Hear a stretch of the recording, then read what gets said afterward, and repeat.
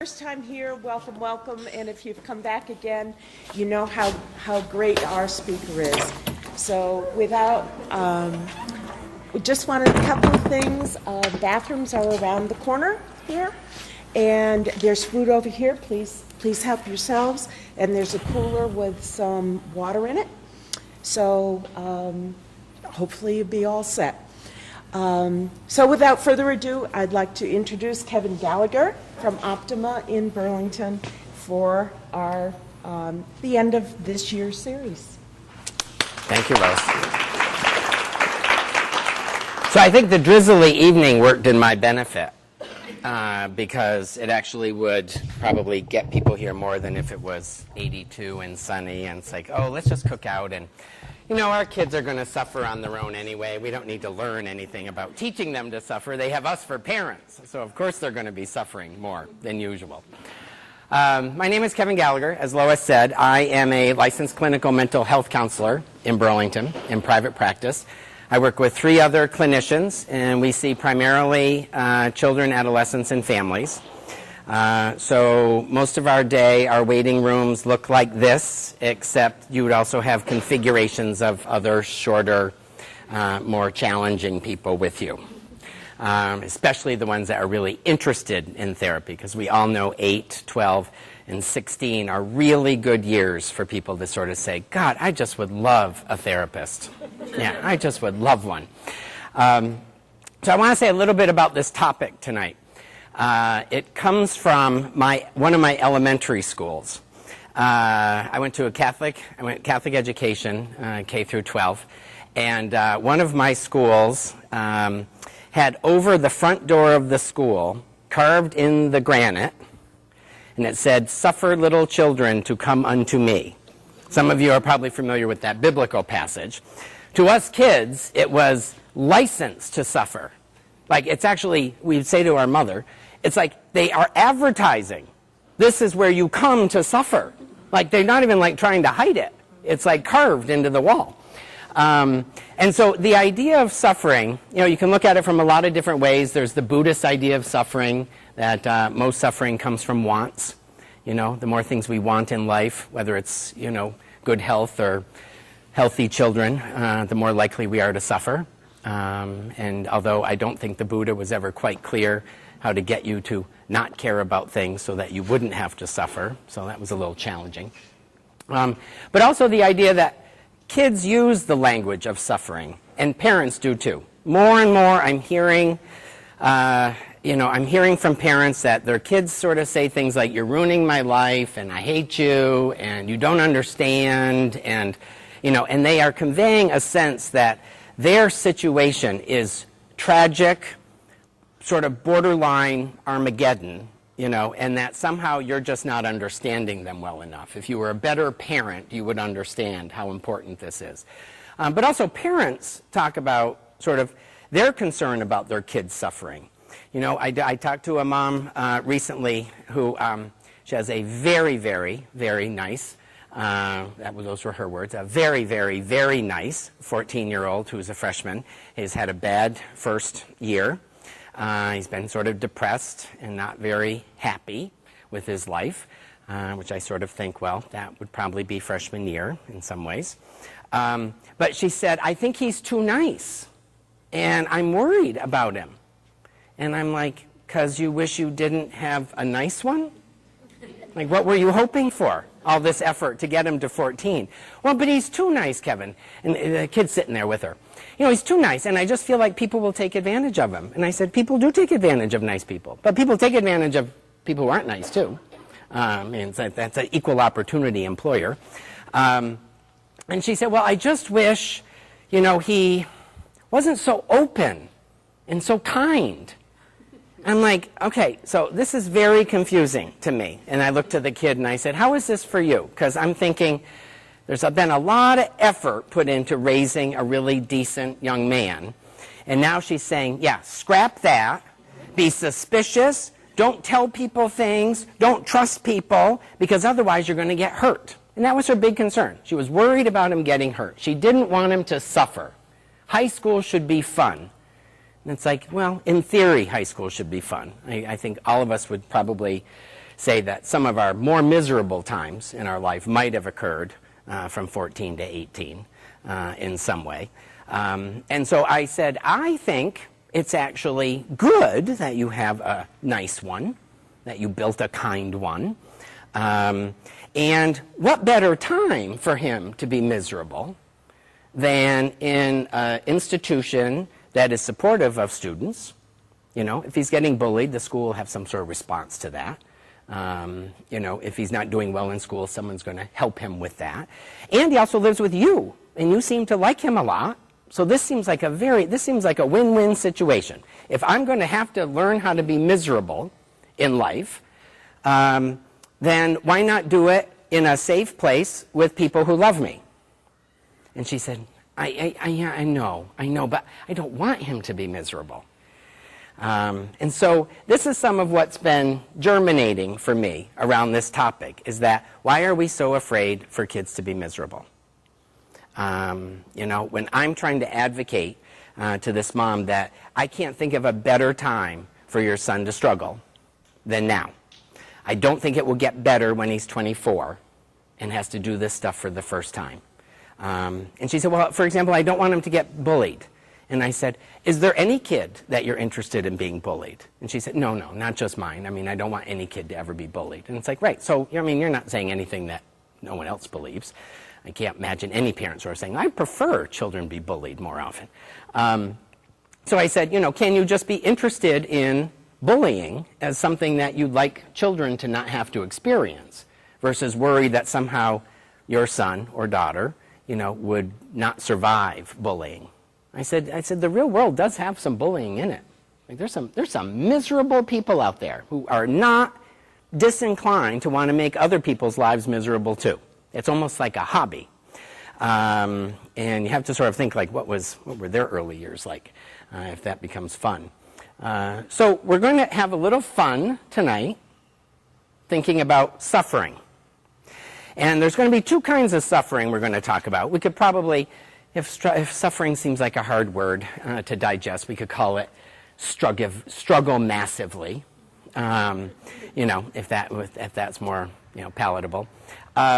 But to sort of think about not only what's going to be important if we're all on the same page, that you want to be able to raise kids that then go out and do amazing things and don't stay home with you the whole time. Some kids stay home the whole time. I'm not saying there's anything wrong with that, but if you're inclined to want to raise them to go, which seems popular, then you would want them to go and feel confident and competent in themselves. So that's the one piece. How do I help my kid struggle more? But then also, how am I going to tolerate the fact that I might be creating misery for my son or daughter? And I'll just give you an example of how I already know that you're willing to do it, because you've probably all had the opportunity to go to a pediatrician's office with a very small child, and the pediatrician says, hold her down while I give her the shot, and they're screaming, and that face is looking at you like thinking, you've gone to the dark side. Like you and us, we were together at one point, and now you're on their side? Like the stick needles in the kid? You know, and the parent will like, or cry later, you know, but they don't hardly ever say, well, I'm not just going to do it. I'm not going to do it, you know, because it will just be too hard, you know. I don't know too many parents, I do know a few, but I don't know too many parents that when their kid said, I don't like first grade, they said, well, then you don't have to go to school anymore. You know, if it's not your thing, you know, then just chill out here at home with me. You know, it's kind of like, yeah, I know you don't like it, and you're going. I know you don't like it, and you're going. If you think of that fun age where they're starting to walk on those slightly rounded bottoms of their feet that you wonder, really, how does anyone ever walk on those? And they do the whole, like, hold on to tables thing and kind of rock. And you sort of, like, are excited. You know, like, what's so exciting? But sort of like, oh, look! You know. And, of course, if you say their name, they fall instantly because they're, like, distracted. But then they start walking. Then they fall, hit their head really hard, You go like, usually don't scream because you don't want them to get screaming too. So you pick them up and you go, oh. And then what do? You put them back to fall again. And again and again. It's like you don't even care about them. Like, why don't you carry them till they're bigger? You know, I mean, eventually they would learn to walk at 6 or 7 or 8, but you don't. You hear parents say all the time, I'm not picking you up. You're too heavy. Walk and hurry up at the same time with your very little legs. So I already know you have experience saying, well, this kind of misery is worth it. And I want you to start thinking about lots of other kinds of misery and struggle being worth it too. So, anyone skeptical yet? Are you sort of nervous that I don't want... any of your kids know that you're here? Because if you had teenagers, they would not really be excited about you coming to a suffering. You should see when I talk to teenagers about sort of like, you know, I could help your parents, help you with this. No, don't. I know what you're going to tell them. And sort of like, yes, you do know what I'm going to tell them. All right. Have I lost... oh, no. But I have to go back now, which would be here. All right, so let's talk about resiliency. So a lot of information on the topic of resiliency came out in a lot of research after World War II and the concentration camps in Europe, looking at how is it that some people left the camps emaciated, loss of family, nothing left in their lives completely torn apart, and ended up fine. You know, they ate, they found housing again, they had relationships, they had families, and they sort of came back to life in some ways. And other people never did.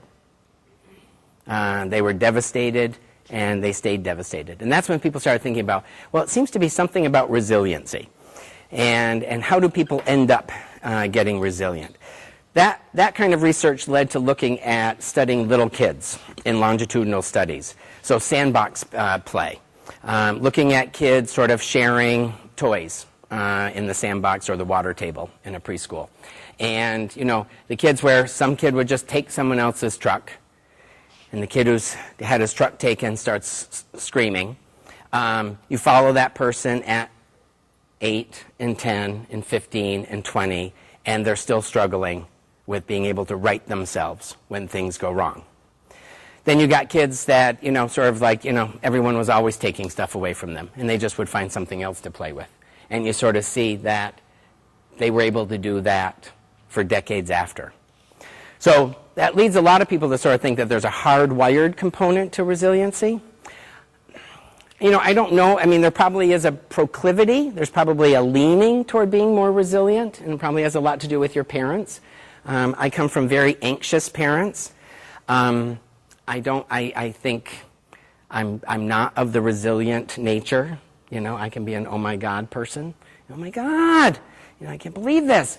You know, and I sort of like, I get that, you know, firsthand from parents that, you know, freak out about things all the time. But I also sort of think if I compare my generation, my siblings, to my mother's family and my father's family, I'd say we're a bit more resilient than that generation.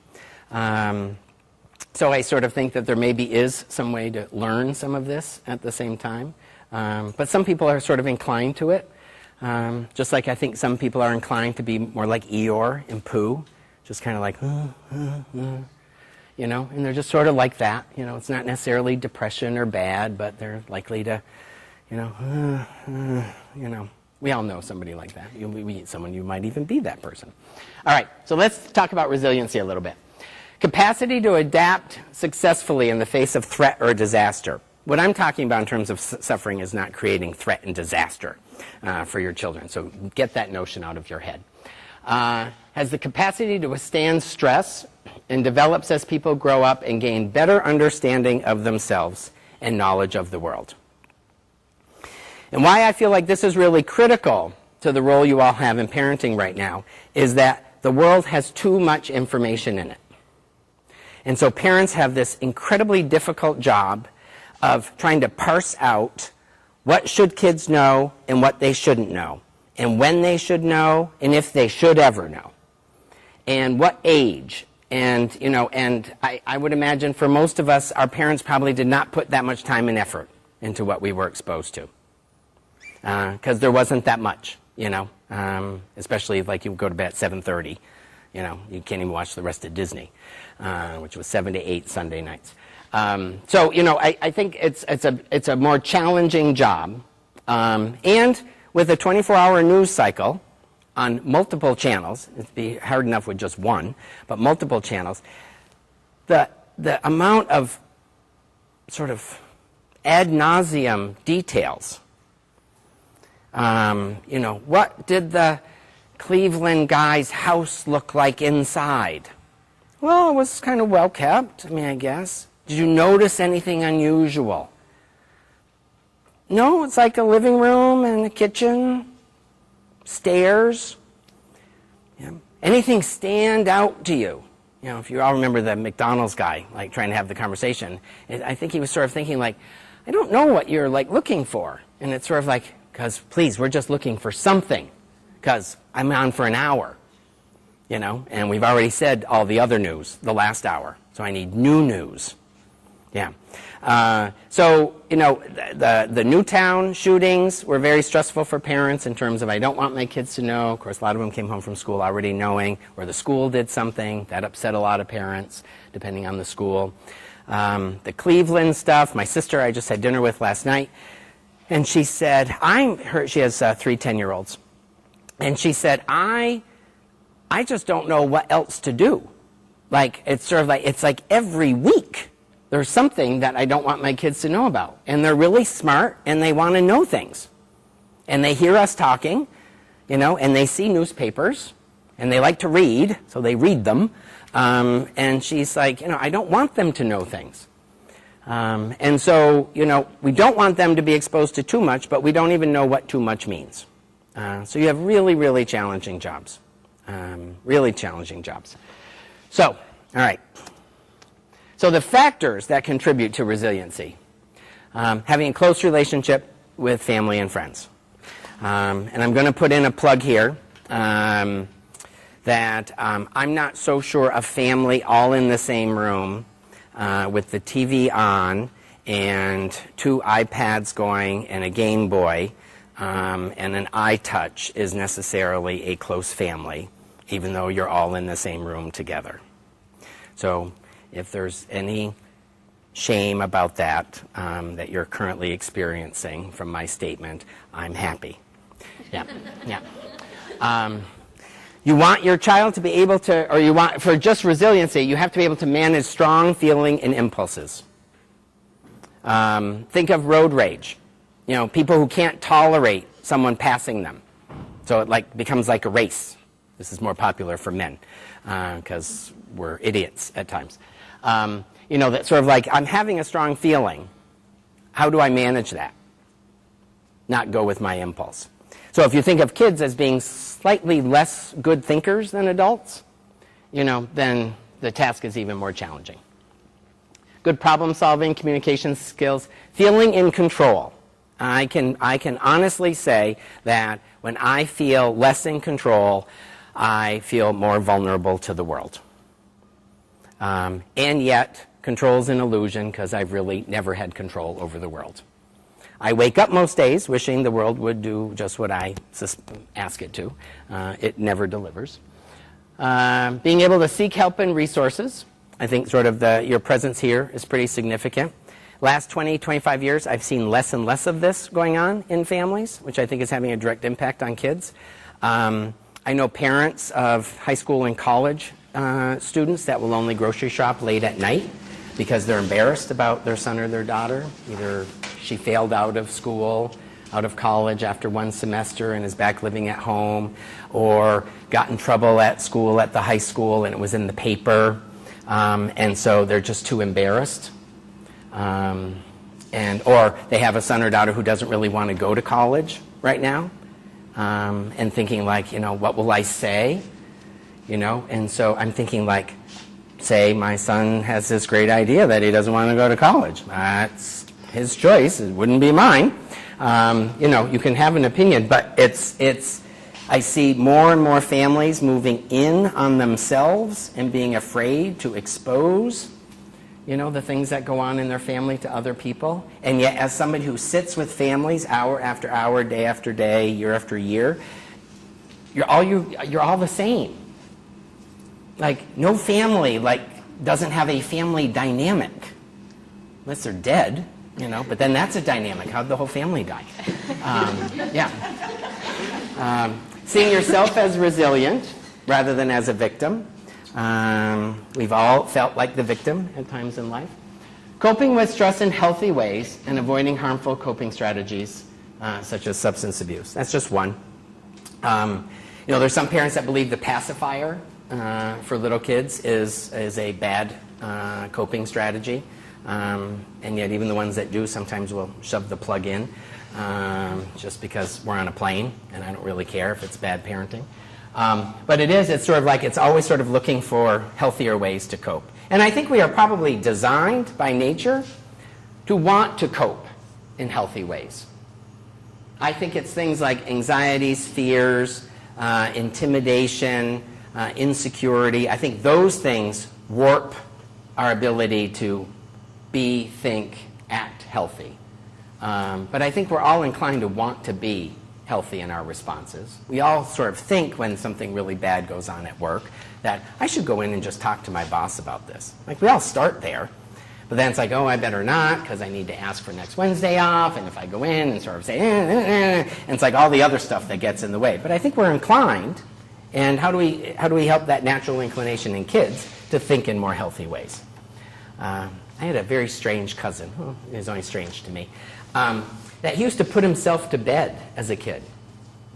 You know, we'd all like be playing or watching TV or something, and he would sort of say like, all right, I'm going to go to bed. And I remember saying to my mother, sort of like, he just goes to bed, you know, versus told like 9 times, you know, and I just sort of thought like, what a weird cousin that is, you know, to say I'm going to bed, good night, you know. Helping others, lots of good work there, and feeling positive meaning in your life despite difficult or traumatic events. Did anyone ever see Beautiful Life? Was that the Italian film? Yeah. Now, so, you know, gross exaggeration of life in a concentration camp for a father and son. But, you know, the fact that he was really trying to make lemonade out of lemons was pretty obvious. And he wanted to give his son a different experience of being locked up in a camp to protect him.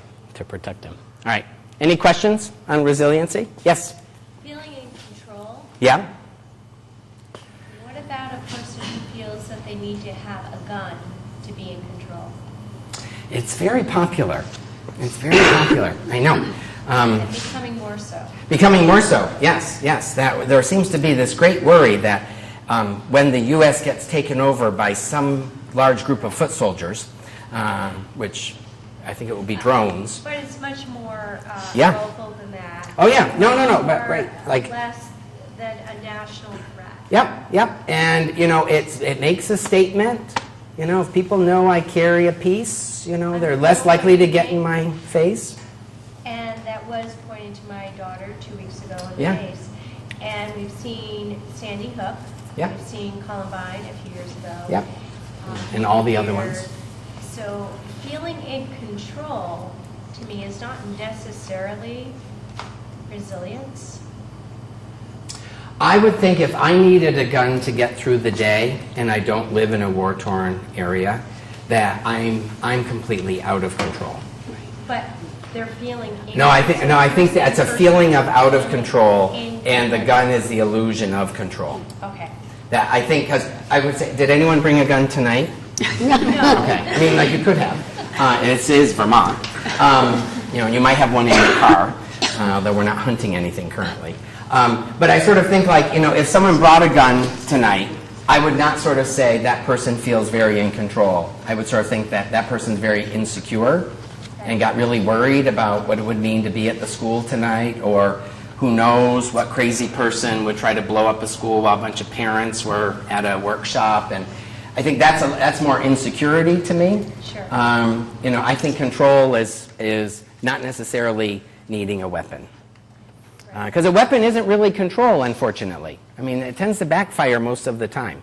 Most people, though, will say they feel in control Yeah. if they have one, and that's my concern. Yeah. I feel in control when I'm driving. I'm in control if Yeah. I have something, Yeah. a weapon to protect me. Right. So. But that's why I call it the illusion of control. Illusion, right? It's an illusion of control for those people. I'm a horrible backseat driver, and so it's better if I'm in control. But who has had more accidents and more speeding tickets? But yet somehow the world is safer when I'm driving. And so this is the kind of rhetoric that goes on in the front seat is really fascinating because. So are you developing resiliency, though, if you feel you're in control if you're driving? No. Okay. No. Just like I'm not if I carry a gun. Okay. I'm not learning how to feel more in control. So when I practice being, that's a great point. When I practice being more in control with my anxiety in a car, is when I find ways to not bother whoever's driving. And so I'll bring junk mail to read, I'll balance my checkbook, I play words with friends now, thank God I have that. If there are many people in the car, I sit behind the driver so that I can't see the speedometer.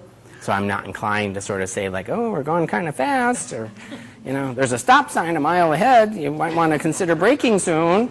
That's how bad I am. So maybe that instead of feeling in control, I feel more comfortable. If instead, realizing I'm not in control and still being okay. Realizing I'm not in control. So Realizing you're I can saying control. resilience- Realizing I can control my responses to things. Right. So you're saying Not resilience situations. includes feeling in control. Right. Instead, understanding I'm not in control. And how do I get okay with Accepting that? I'm not in control. Accepting that. I like that.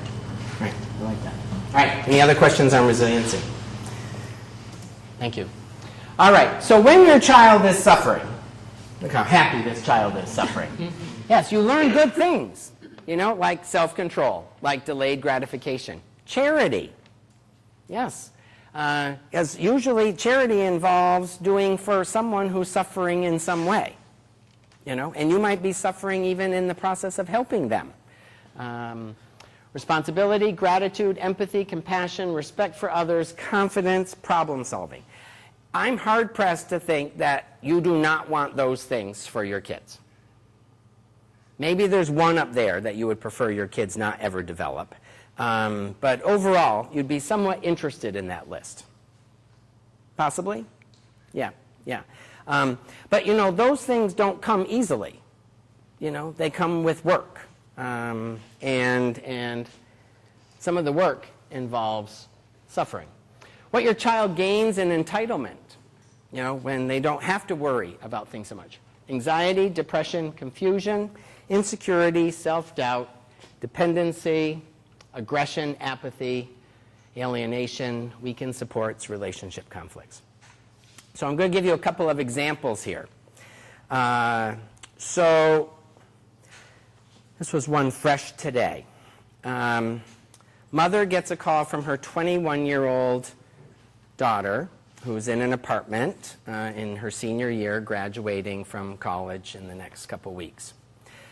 And she called to sort of say there is a beeping noise in our apartment. What is it? And her mother said, is it your smoke alarm? And she's like, I don't know. What would that be? And sort of like, it's on the ceiling and it beeps. And she's like, well, there's something on the ceiling beeping. So the mother said, take a picture of it and send it to me.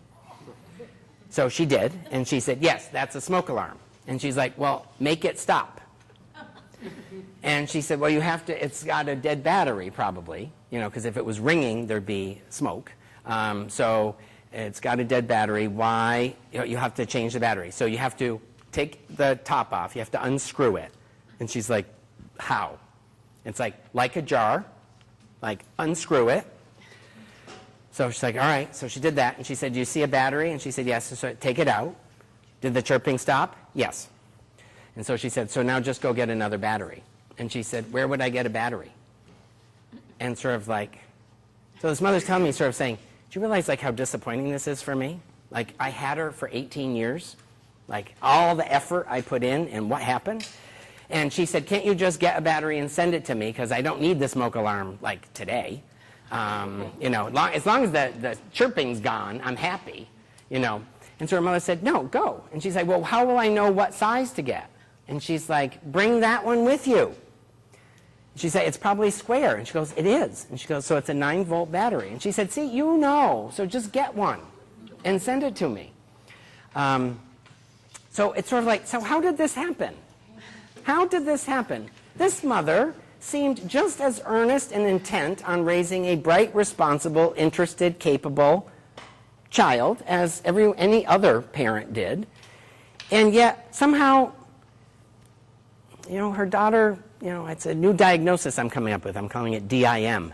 You know, just dim. It's like, what happened? Like, there's like no lights on up there. Like, this is not that hard. But in respect of the 21-year-old, it is stressful to not know what to do. To not know what to do. I talked to a couple of deans up at the University of Vermont, and they said their sort of anecdotal feedback that they're gathering from students across colleges is that students have 8 to 10 contacts with their parents a day. Yeah. So when you were in college, was it, if you went to college, was it once a day? Anybody? Once a week? Yeah, maybe. Once a month? You know? I was back when there was just one phone in the hallway.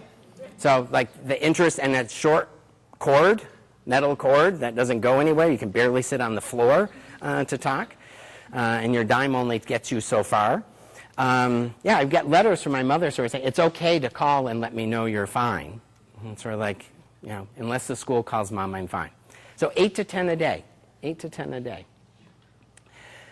Parents show up at most, if not all, of their kids' events. And they feel really bad when they don't. You know, sometimes they'll cry in my office. You know, I was almost going to reschedule today, but it was less than 24 hours, and I didn't want to have to pay for a missed appointment, but my daughter's got a tennis tournament today, and I told her I'd be there, and she's going to be really upset that I'm not there. And I'm like, oh, you know, this young woman's going to be in charge of my health care in her 30s and 40s. You know, I'd like her to not have DIM. You know, I'd like strong, I'd like this daughter. Yeah, I'd like that daughter. But, you know, it's hard. I mean, you know, I won't sort of, I was going to say something about Congress, but I'll refrain. This looks like Congress more than the other page does. So I want you to sort of think about sort of, you know, how difficult it is. And if you're wondering if you're doing a good enough job making your 5-year-old or your 15-year-old struggle enough or suffer enough, these are some tests for you to do at home. When they're watching a show, tell them that it's time for something. And if they say just a minute, take the clicker and turn it off. If they're mad, we can expect that. If they're frustrated, we can expect that. If they think you're a jerk for turning it off, we can expect that. If they have a fit, they are not suffering enough. Yeah. To take away someone's Game Boy or PlayStation or Xbox, and it's as though you've committed a crime, that child is not suffering enough. Kid in the store, you're stuck in that very handy candy section of the cashier's line. It's not an accident that that's there. And they sort of grab something and say, can I get this? And you're like, no, you're not getting anything. You know, and they put it back and they're like, I never get anything, never get anything. You know, that's good. That's good. The screaming at the top of their lungs, the throwing the candy bar rather than put it back, the laying on the floor I mean, I wouldn't even necessarily call some of these temper tantrums. This is just sort of like kind of regular management of self for some people. I would say that child is not struggling enough. So try some simple tests at home. Use your children as guinea pigs. Yeah. If DCF gets involved, give them my name, and I will tell them it was an assignment, and I'll take full responsibility. I'll go to the big house for this one. But to sort of see, like, how fragile are my kids and how resilient are they? Can they bounce back? Someone can't have a sleepover. They're mad at you the whole rest of the night. If they're mad at you still the next day and the whole day, that you should pay attention to. Because it's like, they're not rating themselves. They're not getting it. They're not getting some of it. And so I'm probably going to have to help them practice, which means help them struggle more. And then you have to manage how awful it feels to, like, help your kids struggle more. But you could also have a 21-year-old who can't change a battery, and you feel like lousy about yourself then too. So, you get to kind of pick when exactly do you want to feel lousy about yourself, because as a parent you will always. There'll always be something you think you should have done better or different, and if I had only known now what I knew then, and yeah. Everyone wants to do a better job. That's not uncommon. All right. So, I want to play a short little video. Do not allow, I never really know how to answer these questions. And I can't use the screen on my laptop, so my apologies. Sorry. We'll hope I have Wi-Fi. Oh yeah. Does anyone know Tom Papa? Comedian? It's very funny. I like him a lot. Most of his humor is on marriage and family. I like this one in particular. But now, there we go. Now, let's see if the speakers are going to work.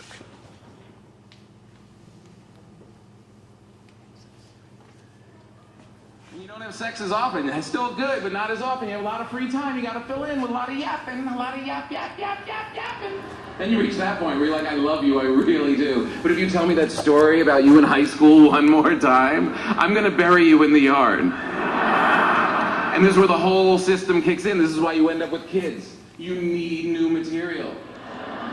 You need someone else to talk to. And then you create the worst roommates on the planet. Horrible people to live with. Horrible. If you don't have kids, imagine having a roommate that comes into your room, takes something you love, smashes it in front of you, and then walks out of the room. Then comes back, pees on it, and laughs in your face. They're animals. You ever open up a pack of M&Ms around little kids? They come at you like goats in a petting zoo. No hands, just heads.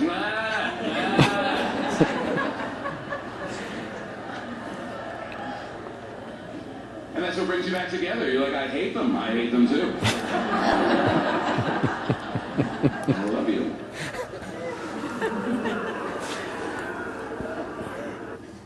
That was your little commercial. One of the advantages, I think, of two-parent families is that parents do have the ability to have more fun with helping their kids be miserable and realizing the challenges of parenthood. I think it's harder, more stressful as a single parent. And I would also include single parenting where your kids go back and forth between houses, because that's just single parenting times two, unless it's a very tight relationship in terms of the parenting. But it is a very staggering job. You will get it wrong a lot. I think your kids benefit from that. Because the times you're probably getting it wrong are probably not your best ideas, and your best ideas probably meant that something didn't go well for them, perhaps.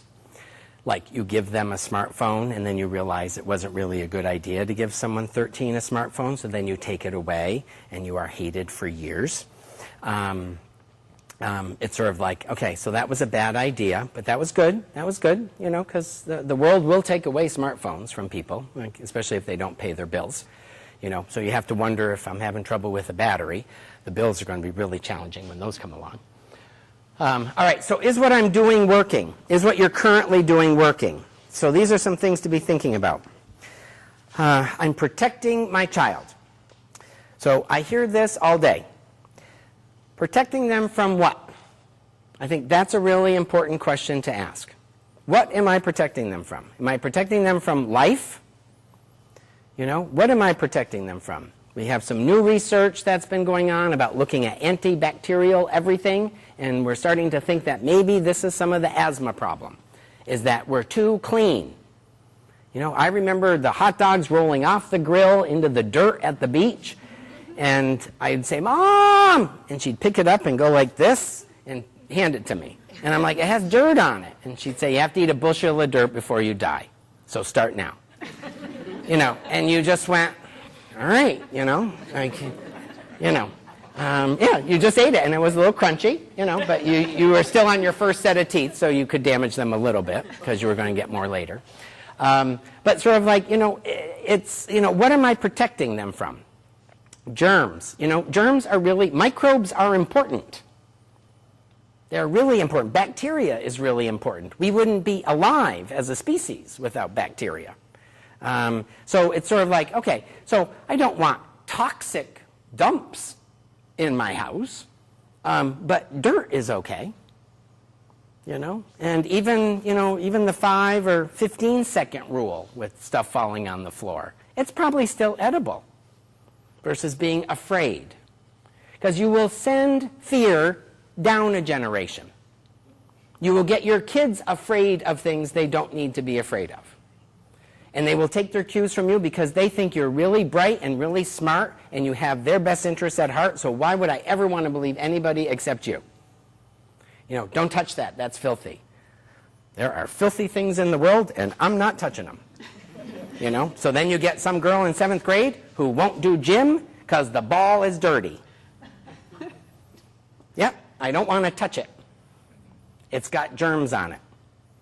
I'm thinking, a kid wouldn't have come up with that by themselves. So I want you to ask yourself, what am I protecting them from? There's a lot of concern about abductions. Okay, so the research is there are no more abductions. There are fewer abductions now than before 1940. Kids are not being nabbed all the time. And 90% of abductions are by relatives.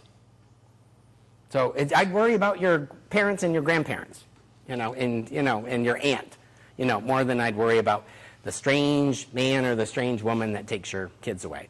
But then you know that statistic, and then you look at Cleveland, and you sort of say, like, oh, see, but these things happen. It's like, yes, they do happen. But the fact that you can know almost at the same time the grandmother knows that an 8-year-old has been abducted in Austin, Texas, is not helpful to you. It will make you have your kids come in from the backyard because you can't go out there and watch them. And it's unlikely that the guy who, in the Amber Alert from Austin, Texas, got to Williston that fast. Like, chances are they're still in Austin. So there's a lot of worry about abduction, a lot of worry about sexual abuse. Sexual abuse has been going on for a really long time. And some kids tell their parents when it happens, and some kids don't. Some kids never tell their parents, some kids tell their parents when they're older. Especially if it's a relative. I didn't want to tell you it was Grandpa because I didn't want you to be upset or mad at Grandpa. Parents say, I hate that. I hate that things could happen and my kids wouldn't tell me. And it's like, well, they've got their reasons. I also know kids that I had a client years ago who was mowing a neighbor's lawn. He was maybe 11 and was sexually abused by the neighbor. And when he left the neighbor's house, he walked to the police station and filed a report.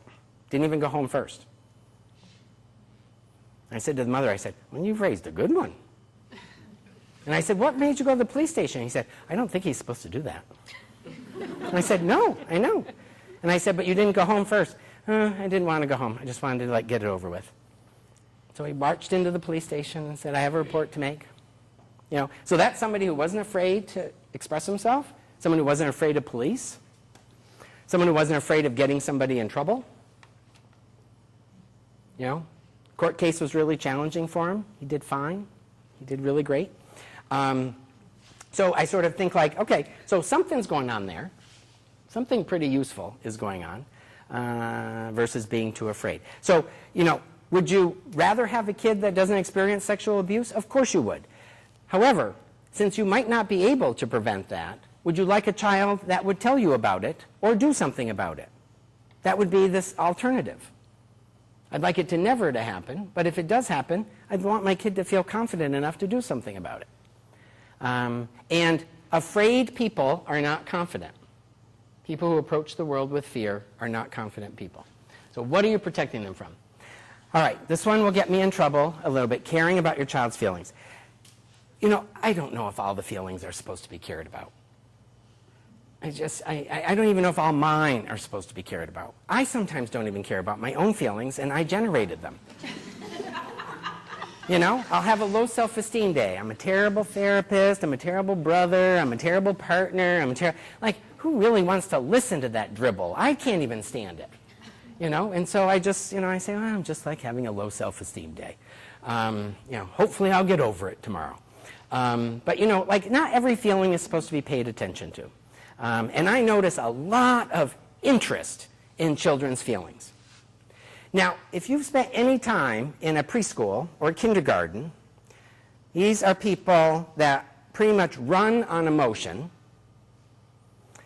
There are some gifted teachers in those classrooms that actually stay sane and go home and manage their own families, which is unbelievable to me.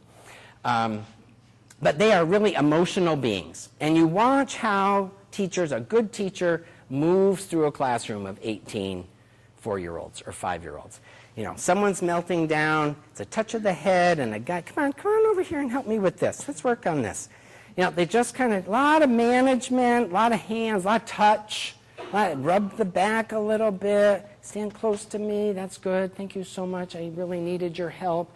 You know, pretty low key. Not a lot of caring too much about the feelings. You know, what's the matter? Are you okay? Is everything all right? Do you need to talk to somebody? It's like, it's too much. It's too much. So I worry that there are some lovely children, like this one coming to visit, who is adorable, that sort of like that, let's stay interested, but not too interested. You know, a little bit of emotional detachment from your kid would be good. And it will not mean that you don't love them. But when you're feeling a 7-year-old's pain, that's not a good sign for you. It's a great sign for them. They're likely to get something really good out of it. But, you know, their pain is fleeting. You know, I'm having, like, I mean, if we had a room full of adults, if all of you acted like kindergartners right now, this would look like an asylum. We'd be handing out diagnosis, you know, bipolar, schizophrenia, paranoid, delusional, histrionic. We'd like have all kinds of labels, and you'd all need medication. You know, but when they're this big, we just sort of say like, oh, they're just kids. Well, they're people running on emotion. And so, you know, have any of you fallen into the trap of, I really want to play an instrument. Okay, what would you like to play? I'd like to play the guitar. You get them a guitar. They play the guitar for a week. Then they don't like the guitar. They want to play the flute. So you try the flute. But you're getting smarter. You start renting instead of buying. And then they want to take ballet. And then they want to join a team. But the team's not so fun because you have to like sit around a lot because you can't play all the time when you're on a team. And so like it's a lot of trying things out. And so, you know, to be worried is not going to be useful to them. So don't care so much. Care, but not too much. The ways you go about helping your sons and daughter figure things out. There's a lot of over-helping, I notice, in this category. Showing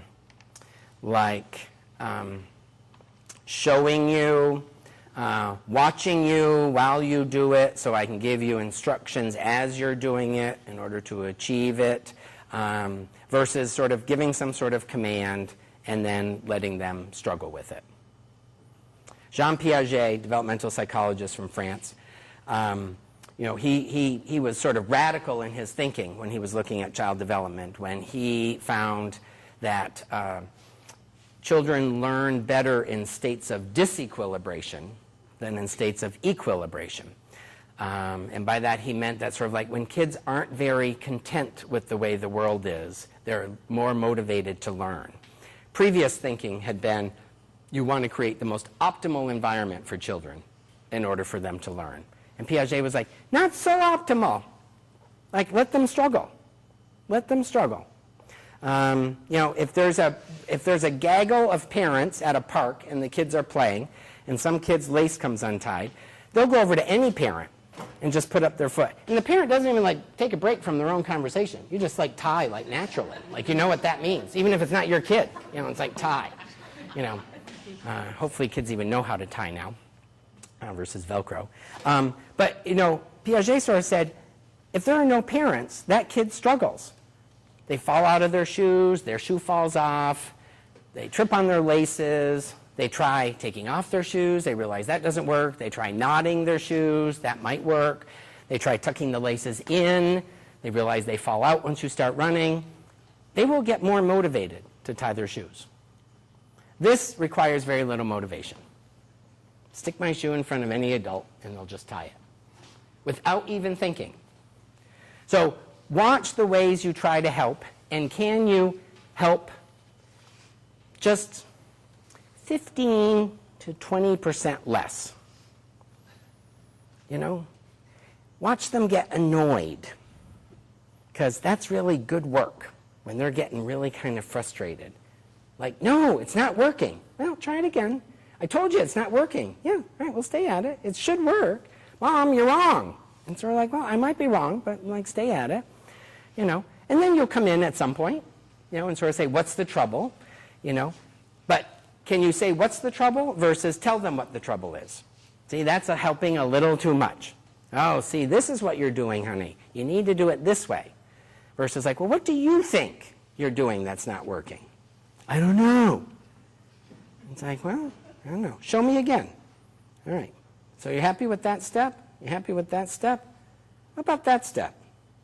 Well, this is when it stops working. It's like, yeah, how else could you do that one? Takes more time, but do you really want the call about the battery?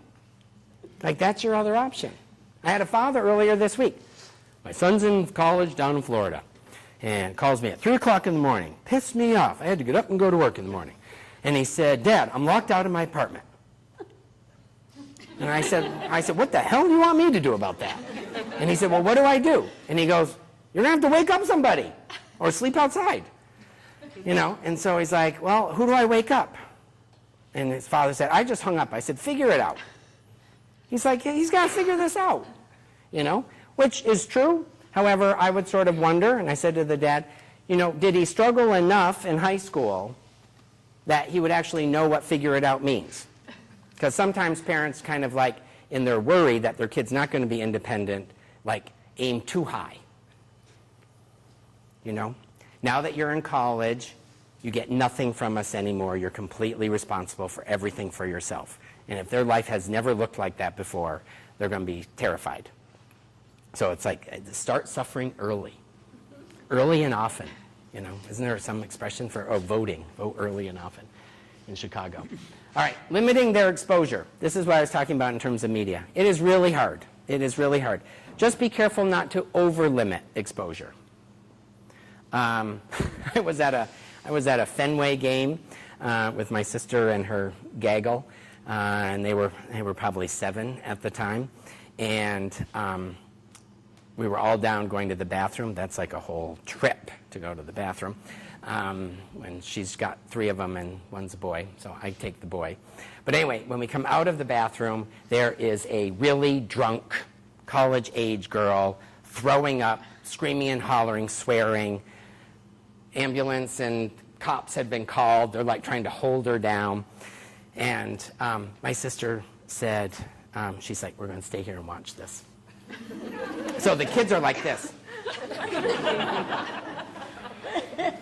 And so they take, and they're like, Mom, what are they going to do with her? And she's like, I don't know. She's either going to go to jail or the hospital. But she was not behaving. And so as we're walking back, my sister said, she's like, this is what happens when you drink alcohol. She said, I want to get that message in really early. She's like, because I want them to just be terrified of drinking. You know, and I said, that was good. That was good. But, you know, other parents were kind of like this. Like, ooh, yeah, come on, get away, you know. It's like, you know, because, you know, we don't want to get caught up in it, you know, and don't want to get any, you know, vomit on us because it's a germ and it'll be dirty. So there's just a lot of worry. So it's like, you know, can I expose my kids to some things? You know, if you're on Church Street and we do have some colorful characters and there's a scene, stand and watch the scene. Yeah, nothing bad happens, you know. It's sort of like, but, you know, let your kids sort of like see like people and then ask you about it. What was wrong with that man?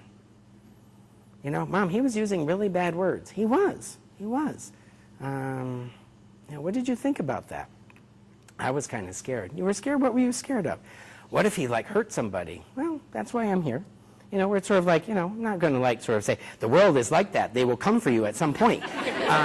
Again, we're not going for that much worry, you know. But sort of like, but how do I expose them? And it's a judgment call all the time. All the time. You know, funerals, I see that all the time. Parents will sort of say, I think it's really important for my kids to go to their grandmother's funeral. They loved her. They need to understand death, blah, blah, blah. They go. Weeks later, kids aren't sleeping, won't go to school, are terrified everyone they know is going to die, you know, can't watch Bambi, can't watch any TV anymore because people die, you know, are upset that the dog's going to die someday. And it's like, okay, that was a really bad idea. The funeral was a bad idea. And sort of like, yes. So sometimes you might be overarching in your reach, but still go for some exposure of struggle. And one of the advantages of letting your kids see other people's struggles is that at least it's not theirs.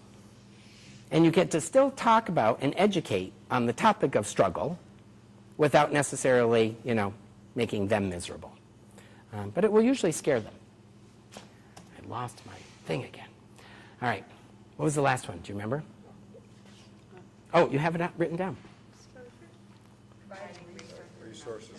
Providing resources and opportunities. Oh, it came back on. Oh, no. Providing resources. Yeah.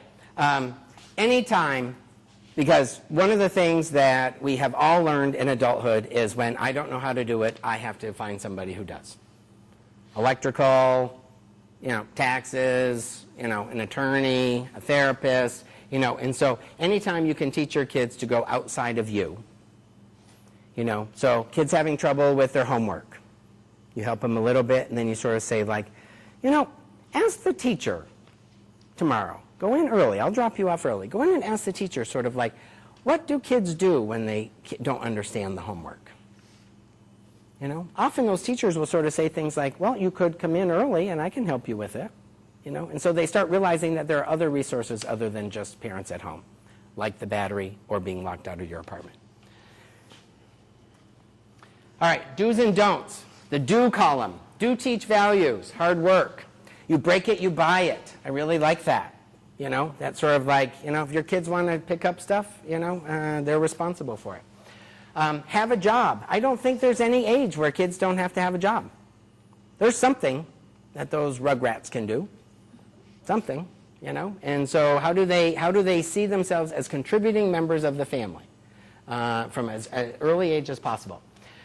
Let them struggle more. Manage finances. I think that, you know, anytime, you know, I I have a couple that are both bankers, so that's the start. But they wanted their kids to be really good with money. So, you know, the kids get an allowance, and if they, let's say, have $18 and they want to buy some game and it's $20, they can take out a loan for $3.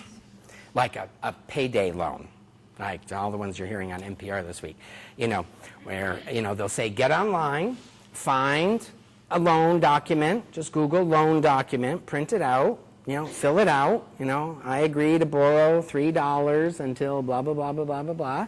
You know, I sign it, you sign it. You know, but your other option is you can just wait another week. I know, but what if they don't have it next week? Yeah, these are the kinds of things, you know, because we do the same thing. You know, we're not quite sure it's going to be there. But how do you get them to manage finances early? Philanthropy. My sister-in-law and her partner they celebrate Christmas and Hanukkah. So for Christmas, the kids get gifts. Hanukkah, 8 days of Hanukkah. You can imagine the excitement, 8 days of gifts plus Christmas. So on the 8 days of Hanukkah, they have to give gifts to charity for those 8 days. Oh, it is so unpopular. It is so unpopular. I have to give away stuff. Like you can give away money. You can make food and we can give it away. You can give away a toy you don't use anymore or clothes in your closet you don't wear anymore. And it's like, this is not Christmas. Hanukkah was not designed for this. Hanukkah was about getting stuff. You know, and it's like, well, getting stuff from somebody else. So you're the somebody else. And then on Christmas, you can get stuff. And, oh, they hate it. But they do it. They do it. And I think that, to me, sounds like early philanthropy. Toy in, toy out, close in, close out. A lot of families are doing this thing. If you want to buy something or if you want to get something in the toy or clothes world, you have to get rid of a toy you currently have.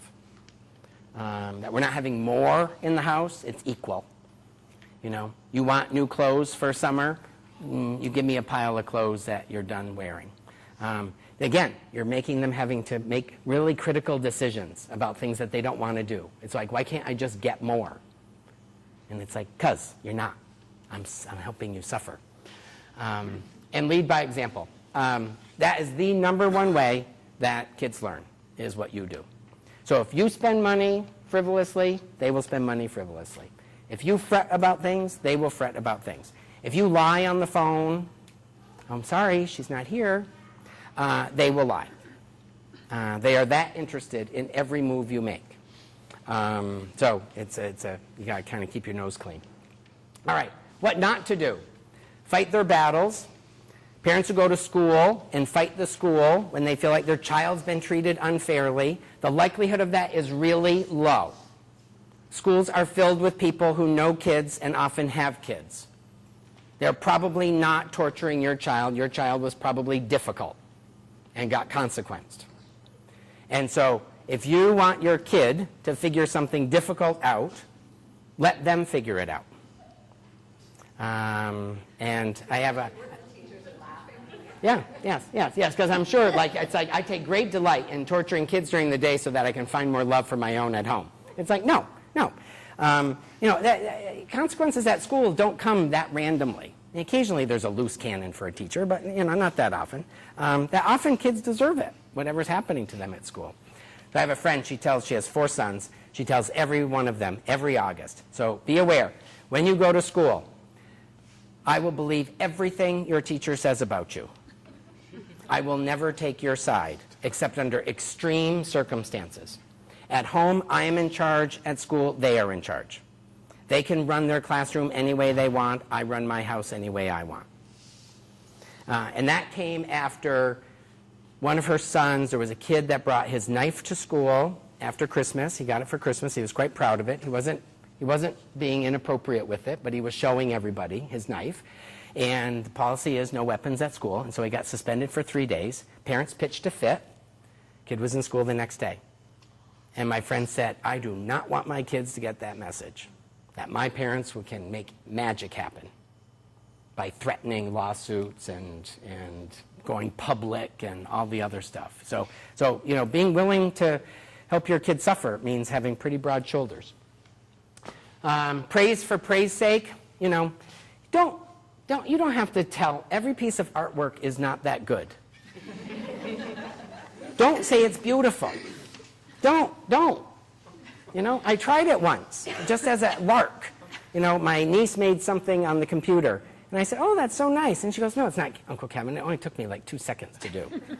They know when you're full of it. So you can say, oh, you made this for me? Aren't I lucky? You don't have to say it's beautiful. Not everything is beautiful, Someone, dresses themselves in the morning. That is not that special, unless it's the first, second, and third time they've dressed themselves. But then it's like, I am very proud of you. You got yourself dressed this morning, and I didn't even have to remind you. That's different than, oh my God, look at you. You did such a good job. It's too much. Too much. It makes them sort of think they're really special. And you know what? The rest of the world is not going to be as nice to them as you. And then they're going to feel like everyone in the world is mean and unsupportive, and you don't want them to experience that. Be a friend. I got things about that. Yeah. Punish. I'm not sure punishment works. I actually heard a child development specialist sort of saying, which I thought was really bold of him, but I sort of kind of was intrigued by it. But he said, if a parent is parenting effectively, there is no need for punishment. And I thought, ooh, you're going to make some audience members unhappy with that one. So, but I think he was sort of thinking like punishment is a good-bad system, right-wrong system, as opposed to how do you see all punishment as learning opportunities, not just straight-up consequences. And unfortunately for all of us, the punishments just come easier. You know, give that to me. Give it to me. Give it to me. You're not having it for the rest of the night. Like, that just seems so easy. You know, versus, so I could, like, strangle you right now. What should I do? Because I'm not that interested in strangling, but I'm kind of leaning toward it. I'm really upset that I've asked you 6 times to put it down. So what do you think I should do? Leave me alone? No, that's a good idea, but not good enough. I should give it to you? It's like, that's better. Should we see how that goes? Yeah, you know? And sort of like, so now what's that like? Oh, I wanted it back. Yeah. Well, think about what you have to do to get it back. So, you know, try to teachable moments. Judge yourself more than your kid. Your kid's mistakes are normal. How can emotional thinkers do anything but make mistakes a lot of the time?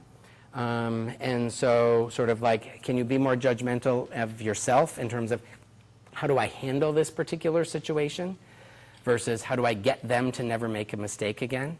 Because I don't know about you, but I'm not done making mistakes. So I don't know why you think they're going to be done at those heights. Try to control. Yeah, it's not very effective. Yep. I did share with a parent today, though, one of my favorite strategies with 2 younger sisters is I remember I used to be able to get quarters from my youngest sister by saying, I'll give you 5 of these, which were pennies, for just 1 of yours. And she'd say, okay. Yeah, so I could buy a quarter for a nickel from my sister. Yeah. And then manage by mood, which is really hard not to do. If I'm in a good mood, I tend to make my parenting decisions based on my good mood. When I'm in a bad mood, I tend to make my parenting decisions from my bad mood. It's pretty hard not to. So if you're trying to think of consequences or punishments or learning opportunities in a situation, but you're in a crappy mood, just postpone it.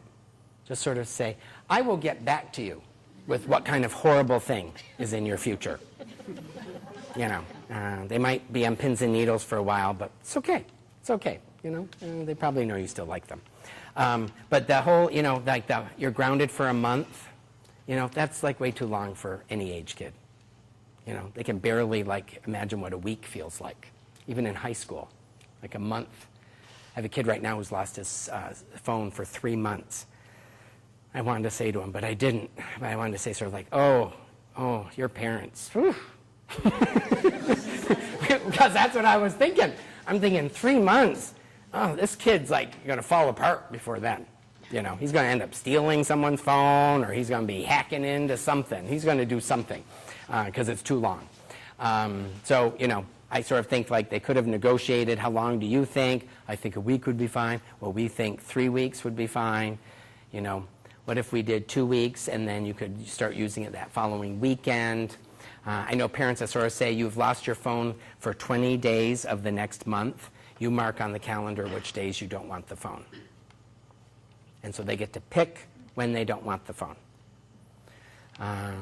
Where it's sort of like, you know, that's the consequence. You have some control over how I deliver it. And again, you're teasing this part of their brain when they have to come up with 20 X's on that calendar. You're making them think. And that's what you usually would like them to do more of anyway, is think. All right. Ideas. Clear, consistent rules. Really clear. Really clear. Pitfall. You are grounded. You cannot use the car this weekend. You cannot go out this weekend. 17-year-old at 8:30 on Friday night heads out the door, says, bye, Mom, bye, Dad. It's like, where do you think you're going? You're grounded. It's like, I'm grounded on the weekend. A weekend is Saturday and Sunday. Today is a weekday. You know exactly what we meant. You said weekend. I say to those parents, gotcha. Now, that's not them being manipulative, although it sounds it. They're very concrete thinkers. So they come up with that like really naturally. Well, Friday's not the weekend. The weekend is Saturday and Sunday. Mom and Dad don't work on the weekend. Mom and Dad work on Friday. Friday is not a weekend. You know the weekend is Friday and Saturday. Sunday is a school night. And they think, no, Monday is school. So clear and consistent. So you have to actually do a lot of thinking, because they will find that wiggle room, and not because they're devious. It's because their brains are that simple that they think that way. And they will see right through, you know. And so we tend to be vague and kind of abstract sometimes when we have rules. Like, I need this room cleaned up now. What's cleaned up and what's now? Your definition, I guarantee you, is going to be different than your kids. Yep. Put your dishes in the sink. I don't call silverware dishes. It's not. It's actually cutlery. Put all your serving utensils and dishes in the sink. So clear. Clear is helpful. And written and posted. There's so much of this that kids get like Charlie Brown. You know, they hear the teacher, wah, wah, wah, wah, wah, wah, wah, wah, wah. You know, they just don't even hear you. You're making these really impassioned pleas for things, and it's like, there she is, squawk box again, just going on and on and on. I can put up with this. Less reminding, more self-reliance. This is your chore, and I'm not going to remind you. Very challenging. Like, how do I build that into my system? I do not want to be a nag. Yeah? And sometimes kids will actually say, I need you to nag me because I forget. Then you have permission. But otherwise, I have confidence that you have some way of figuring this out. If you're having trouble doing that, come to me and we'll problem solve it. But, you know, let them be more self-reliant. Role model for your kids and other kids. I've noticed that people don't like it when other people speak to your children. Like, tell them to be quiet or sit down. You know, that parents get very protective, as though like someone's trying to get their kid. You know, I remember like going to the movies as a kid, and you'd be fooling around, and there'd be some like hit at the back of your head, and there'd be some person that you don't even know behind you saying, shut up. You know, and you'd be like this. And you'd slink down and laugh. You know, now kids sort of say like, I'll call the police, you can't abuse me, I know my rights, and you have parents sort of saying like, you leave my kid alone. It's like, if your kid's a brat, like, what's wrong with someone sort of saying something? Those are times where I sort of think a little shame can be useful. If the kid's embarrassed that some stranger is calling them out on something, maybe that'll make them think about how they behave in public. But don't be afraid to like talk to other people's kids. But it's scary. Like some mother or father might really be really upset with you. But it's like, hey, we're all working the same goal. We want them to be successful. Melting down and being a complete idiot in public is not promising. So it could be unpopular, so be brave. Teach earning back. I think a lot of this, we have a culture of consequences of taking things away. I think the minute you take things away, there has to be a process of earning it back. It's got to be built right in. I'm taking your phone for the week, and these are the things that I want to see this week. And then the phone can come back on, if it goes well, the phone can come back on Friday night after school. If I don't see enough of those things, and I will give you reports every day, we will go till Monday. If the weekend goes well, then we're good for Monday, where they have a system of getting back. And it has to be clear. It can't be sort of like you just have to behave more, or you have to stop fussing, or you have to stop arguing with me, or you have to stop yelling. That's not clear enough. I'm sorry to say it's not clear enough. I wish it were, but why doesn't it work? And allow boredom. You know, I don't know if kids need to be in school sports and club sports. And I talked to a kid the other day that he plays track and tennis at the same time. And so he went to a track meet, did his event, went and played a tennis match, went back for a second event. I think that kid's too busy. You know, he made me tired telling me. And he goes, well, I like doing all those things. And sort of like, yeah, okay, so like one. Like one. So, you know, David Elkind from Tufts University wrote back in the late 70s, early 80s, a book called The Hurried Child. And he really predicted kids today, that they're just overscheduled and overbooked and their parents are exhausted. And you know, parenting is a hard enough job if you're rested, much less exhausted. All right, so this is your chance to sort of say some things about like your own ideas for suffering, your own challenges with suffering, your own limited creativity for coming up with good suffering versus bad suffering. Talk about clear and consistent, that makes no sense. I don't know what bad suffering is any different than good suffering. So let me hear a little bit about kind of your thoughts on this topic, and if there's something in particular that you've struggled with that really kind of flummoxes you in some way. Yes, thank you. I just have a question about, well, I have two, but Good. allowing your children to suffer. So Struggle tremendously, let's call it, yes. having a situation where there are social woes, you know, kids in school are being not bullied per se, but Don't invite them to birthday parties. Like that kind? maybe. Maybe. I mean, maybe as the kids get older, you know, the social dynamics just change and people just specifically leaving people out or whatever it is. What type of a response do you give a kid that's struggling with that and is really hurt besides, yeah, sometimes people are really mean? Well, Really kinda, that is true. That sometimes people are mean. But I guess I would want to know more about what are you calling mean? Because I don't know if just because I didn't notice your hand being up when I was looking over here meant that I was being offensive to you in any way. But you could sort of feel like, hello? You know, he's not even picking me. So, you know, our own lens has a lot to do with it. But could you ask him sort of like what his theories are as to why kids don't seem to like him? I would be interested in his theory. It may have some merit. You know? He might sort of say like, I don't fool around as much as they do. right, but if it, I guess I'm thinking more if it's one or two people that seem to be, you know, The leaders? putting her out. Yeah. Not everybody, but one or two people. And that question comes about, and actually the child has some pretty decent responses of, well, I think maybe they're jealous because so-and-so likes me or this or that. Yeah. The part I get stuck on is strategies of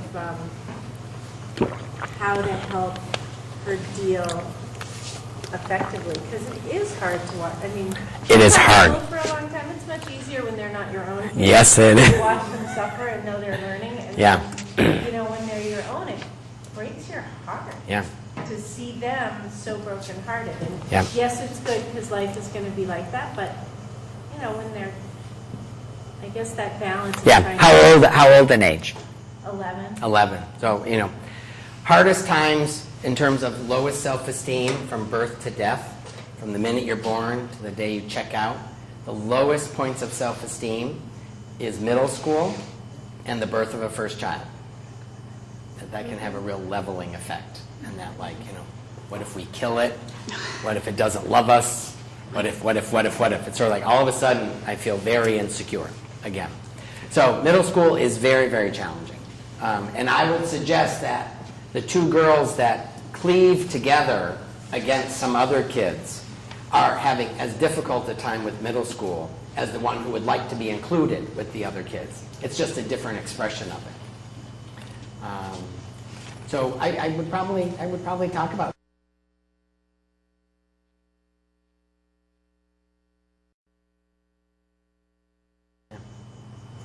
It's not that fun to be the friend of someone who's mean. Yeah. Right. Would you want to be friends with someone who's mean to other people?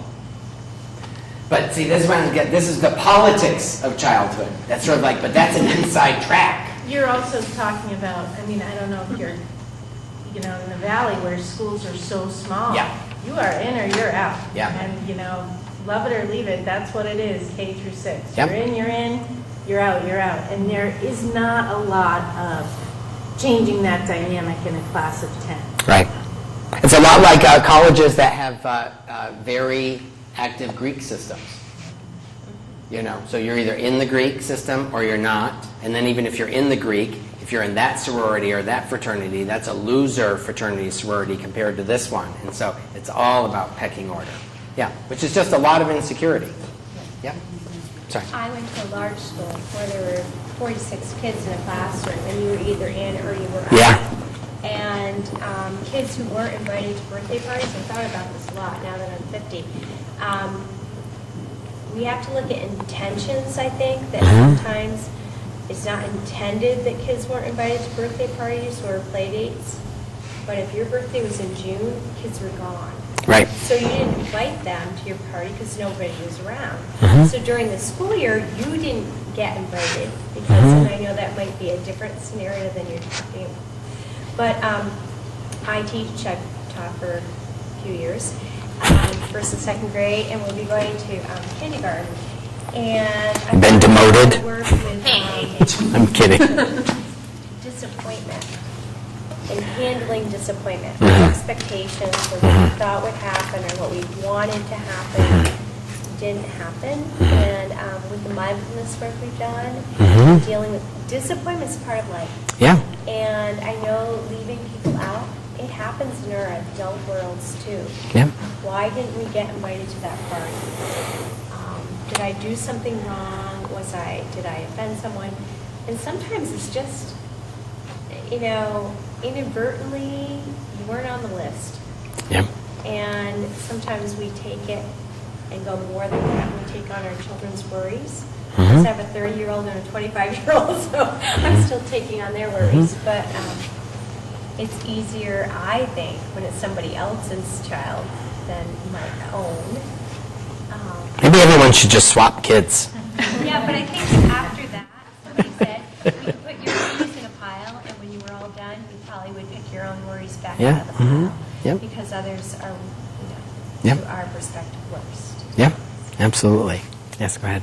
I was just thinking about my daughter is 10, and we've had discussions of popularity, just like we talked about, like, what is popular, who are you wanting to be popular with, and like there are different ways to be popular, and a lot of people are popular without even knowing it, just because they're kind and they're inclusive, just to approach it that way instead of thinking, I want to be in that group, The popularity thing is hard because from the outside looking in, popular kids look like it's all going so much better for them. But if any of you were popular, I was not, but if you were popular, there comes a lot of worry about losing your popularity when you're popular. So you're constantly having to work your angle.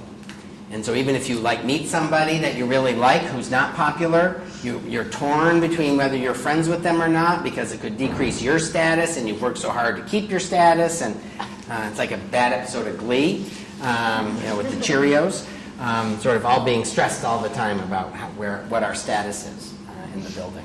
Yeah, the popular thing, they do look like they have a pretty good life, those popular kids. Yeah. And then some of them probably do, but it doesn't come without its own stress. Yeah. I was thinking of kind of little circle that's going around, and I just spent a week and a half with my mom visiting. And I was an only child, and I switched every other house since I was 4. So I went from my dad's to my mom's, and it was drastically different environments. And one of the beauties of it is that when it was my mom's week, she was really focused, and when it was my dad's week, he had a whole week off, and so he was really focused. And so sitting here, I'm realizing I don't have a lot of resiliency as a 36-year-old, and remembering when I was 11 and in 5th grade, and I wanted so bad to be invited to Jason's party, so bad. And it was going around to all the 5th grade classrooms that Jason Hess was having this party. And going home and crushed because I didn't get an invitation. And of course, my parents, as the only child and not wanting to see their daughter heartbroken, we'll throw a great party. And it will be so awesome if you invite Jason and see what happens. And did, and Jason's like, oh, did you get the invitation? I stuck it in your math book, a day before. But the realization that my family always kind of buffered those, and even though I had so many things that, bruised heart and soul, and why is this happening, why is that I was always getting kind of the Charmin patting, and also some really great things in the sense of awesome camp experiences, and putting me in really positive group to kind of build me up, so that I had a little bit more padding to deal with the outside world. But now, in this other stage of my life, gosh, I wish I was a little more resilient. I wish, maybe they didn't brainstorm that idea of having that 5th grade party, and yeah, that sucks, he didn't invite you. Yeah. All right, let's go play a board game or something. And well, you can fast track yourself to resiliency faster than you can get your kids to fast track to and so resiliency. one of my thoughts, So wait a minute, you can still stay ahead of them. Am I too late? Is it No. too late with my almost 9-year-old? No. When can, I can see it working much easier for my 3-year-old of When I notice it starts looking too late, the idea of late is when parents look at their 17 or 18-year-old and think, they're done with me. They're not finding me useful anymore. And then I think those parents have to make a conversion. I don't think the game's over, but the game play is over. And so you need a new strategy. And so I think the challenge for parents of adult children is how to be a consultant to your young adult as opposed to an active parent. And so, I talk to parents if they've got a 17-year-old who's so full of his or herself, and some are pretty ready to launch at 17. Sometimes it's not just all false bravado. They feel really ready. Just like some babies don't wait 9 months. They come early because it's I'm done. I'm coming. Get ready. So I think that happens at the other end, too, of childhood. That I think sort of how do those parents not sort of fight for that last year of drilling down, but sort of think how do I become more of the consultant I'm going to need to be in the 20s? And nothing makes a parent happier than to sort of, at 35, have a son or daughter call home and sort of say, hey, can I talk to you about something? And they really sort of are really interested in your opinion, not because they don't know what to do, but they think of you as really smart and thoughtful and neutral. You're not going to get all biased one way or the other. And those parents hang up the phone, and the other one will sort of say, who was that? And it'll be sort of oh, that was John. Had a really good conversation. Versus, the call, can I have money for rent? It's ugh. Yes, but where'd your money go? And sort of okay, so now we're back to 16 again. Can I have money for gas? You're supposed to earn your own money for gas. Why are you borrowing my money? And it's so you're not done at 9, nowhere near. It's actually a good age to start because 9-year-olds are kind of fun in terms of how their brains work. they kind of can read, and they're sort of interesting, and they have a sense of humor to some degree, but then they're also not really sure about monsters and Santas, and, so it's a nice little mix, so enjoy it, because 11 gets harder. Yes, because 11 gets harder. All right, was there any hand over here? Yes, I ma'am. just wanted to say something. I could be everybody's mother in here because I'm quite old. But you couldn't be mine. Well, I'm 72, so I could be a lot of people's mother. But anyway, everything you said tonight is the way I was brought up. I mean, they didn't. And my family loved me, but they just didn't fool around with anything. And when you said about the teachers, my mother said exactly that. You will never get my okay unless it's really serious, And I don't know, I'm very resilient, I think, because of it. So I think if all of you do this now, I think because it just helped me so much. Even though I sometimes wondered, she's so strict, but she really wasn't. I mean, she just... Well, it was a combination of... generation, Right, but it was like a combination of strict and benign neglect.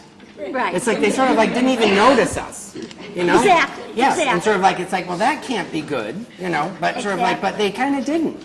Right, exactly. Like I'd be gone all day long in the summer. The expectation was you're home for supper. Yes, But sort of exactly. well, what if I had been killed at 11? I'm not coming home for supper, and you don't even know where I'm playing, especially once I got a bike. Different now, but I just think that It is different. It was so much better then because parents weren't always worried about it. I don't know, and I just think that's what happened to me. I just am very resilient because of the way I was brought up. And it helps you when you're older, Right. and even now at my age, Yeah. I can say no. I'm not taking care of your kids. And you don't worry about being unloved No, by your no. daughter. Right. All right, one more question back here. Just briefly, what are your thoughts about that kid that is not an overt sufferer? Oh, you can't come home? Oh, okay. Oh, I have to, no, I'll find a way to get there. Okay. Oh, I don't have a ride to that. Oh, okay, that's fine. So that's great. That sort of He doesn't want to rock the boat. right, overly compliant. That's a good Yes, point. that overly compliant. Well, first of all, it's trusting your instincts that no one at that age, is that okay with everything. Right. And so that should stay stuck in your head a little bit. That sort of what are the payoffs for this child in saying they're okay all the time? Are they worried about rocking the boat because it gets pretty dicey around here when the boat gets rocked? Or are they just someone who rolls really easily with things, but it's hard to tell which things they don't roll with because it always looks the same? That maybe some kids really are that okay with sort of okay, fine, but in the times that they're not okay, how would I know? How would I know? And so it does challenge the learning a little bit in terms of the learning or the teaching from your perspective. That I still want to be pulling for more. I want this child to do harder thinking. So sometimes that's might be modeling mistake making. So at dinner you might sort of talk about, sort of oh, I did the dumbest thing today, and then we had a service charge on, we made the mortgage payment late, and there's a late fee, and it makes me so mad when I do things like that. And I thought about going in and sort of saying, this is really unfair, and let them sort of see what somebody who's not happy all the time looks like. So then maybe it's less scary, to not do peace agree. That's what I call that thing, peace agree. I agree just to make peace with things. So it's sure, but not really okay. I think in adolescence it's more tactical. Sure, take everything you want away from me. I don't care. I'll take your phone. I'll take your computer. Good. Take it all. I don't care. I have no friends. I have no life. I hate everything anyway. So just take it all. Yeah. 11. Yeah. A parent once said that sort of someday I'm going to find out what's really important to you, and then I'm taking that away. Because the daughter was just so good about saying everything's fine. But I think you're right. I think that's kind of challenging. But you'd have to sort of think that this child's getting this child thinks that a peace agree position, being overly compliant, is beneficial. And so I have to look at sort of like, what are the benefits in this family of being compliant? And how would I encourage less compliancy? Complicits? Thank you. Complacency. All right. Do you think any differently about tremendously struggling children? Just a little bit? You might go home and like try a couple of tests. Yes? Oh, no, I was just thinking, I'm fortunate enough that I can be at home with my daughter, and I was laughing the other day with some friends, like, I really don't care if she gets pissed off at me, because I'm going to be here, Anyway, and I'm going to see you in a couple hours when you're over it, or tomorrow morning, or whatever. But I feel like in our economic times right now, there are a lot of parents, and this is back in your generation, there was always sort of one parent at home. I think now a lot of times both parents are working. They come home at 5 o'clock at night, they're trying to get dinner ready, get things going. You see you help your kids with your homework. You get like a very small window of social time with your child. Yep. And how do you manage, for them, like, do I want my 1 hour or 2 hours that I get with my child during the day to be making their life miserable? Yeah. I mean, as I said, for me, I look at her and I'm like, that's okay, you'll like me again eventually, it doesn't matter. So think of it like menu planning. A lot of families sort of feel like we spend too much money on food during the week because we don't have a clear idea of the week, and so we're at the store every day or every other day, and then our grocery bills are huge. So the idea of like spending time on the weekend thinking about what's going on this week, we're all not home till late on Wednesday, so maybe that's going to be a pizza night, and then we could have, pork chops on Thursday, and then they go with that order. That I think sort of like, how would you do that around kind of creative suffering? That sort of, how can I build in some of that so I don't have to be doing it in the moment? I actually have it planned ahead, because this is one of the advantages you have over your child. You can actually plan their suffering ahead. Plan it for the weekends? Plan it for weekends, yes. But to sort of think about, it can be very small things. It can be small things like, I don't want you on the computer. I want to talk to you. But it's boring, Mom, to talk to you. And so we're like, well, then you're going to be bored. Well, then I'm going to go read. Okay, I'm going to read too. And then you might sit in the same room and read. That's sort of like where it's just not going smoothly. So that's a different way to think about it. That it's not necessarily about, well, you still have to do the test to sort of see if I have the meltdown variety, meaning, my God, this child has not suffered nearly enough. If they think a candy bar is terrible, it's a terrible loss. But then to just sort of think about, how can I just not be afraid to disappoint? How can I not be worried about, them, their temporary distress about something? But you might have to just be like really creative. I really need you to pick that up right now. Mom, all right, well, just pick it up before we eat dinner. You can sort of just hold steady and sort of say, there's nothing wrong with now, so pick it up now, please. And then I'd love to hang out with you in the kitchen while I finish getting dinner together. Where it's sort of like you can picture them maybe picking up thinking, I don't want to do this right now. And, it's sort of like, yes, but they have to do it anyway. And then you've offered a nice invitation to like come hang out with me after. So they can be very small. But you might have to do some thinking ahead as opposed to, I've got an hour. I should probably come up with some good suffering right now. What can I do? It's sort of like you're tired and, don't do that. It seems like with parents with limited amount of time with their kids, it's like they don't want that to be a struggle. They want to love their kids and be with them and show them all the good things, the good stuff.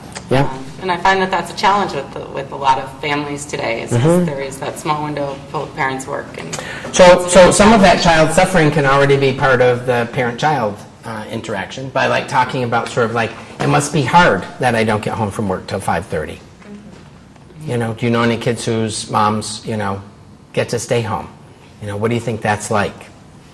Are there some benefits? Are there some pluses, to the after-school program? Where sort of like you can take something that you already anticipate might be suffering for them. Because a lot of kids don't like the fact that their parents work. High school, they like it a lot. It's more income and you're not around much. So it's all good for me. But yes, I think you can sort of like, piggyback on other things. If someone's struggling with, a couple of girls in school, that's some suffering that you can work on with them, as opposed to, if they've already got plenty, I don't need to add much. But I want them to be working on resiliency. But yes, I think there's a lot of fusion between parents and kids of dual working couples because they feel badly that they have to work and that they put their kids in daycares or in after-school programs, and so I think there's a potential for some parenting out of sorrow, and disappointment that I wish I didn't have to do that. So I don't want to, sort of say no if I really don't have to. And it's sort of like, but it might be good for your kid to hear you say no. And how you say it too. No, sweetie, that's not happening is different than no, and don't ask me again. So that's different right there. Yeah. All right. So you've been a great audience. I'm going to give you one more thing to write down if you have a pen. So this week on Being, does anyone know On Being? It's a Krista Tippett NPR radio show. She used to be the host of Speaking of Faith. I think they just changed the name to On Being. The woman's name is, I'm not going to remember. Sylvia or Sarah was her guest. It's this week's guest. She is she's an older Jewish Buddhist psychotherapist, and her Krista Tippett interviews her on what we nurture. What we nurture ends up being what we get. And she is delightful. She is incredibly bright. She's very witty. She's a good old Jewish grandmother right now, but with a Buddhist bend, which is really fun to listen to. You can listen to the 51-minute part online, which was the length of the show, but there's also an extended version of the interview, the non-edited version, and that one's 90 minutes. But really, really good show. And I think kind of like it sort of encapsulates some of what you've expressed and what I tried to get across, that it is about what we nurture. And if we nurture kids to be afraid in the world or to rely on us more than themselves, then that's probably what we're going to get more of. I'm not a big advocate of benign neglect, but, we turned out okay, for parents who never knew where we were. But it is a different world, and so you'll do it differently. But I still think you can end up with pretty terrific, resilient kids. And you'll know it when they are, and you'll love it. You'll love it. You'll be so proud of them. Just like think of times right now that you've already sort of experienced some of their resiliency, and you sort of think like, oh, that makes me so happy when they say that. Like, I don't care about that, So thank you so much for coming out. Thank you for staying a little late. We started late, but it kept it even longer. And I'll be hanging out a little bit if anyone else has any other questions. But thank you so much.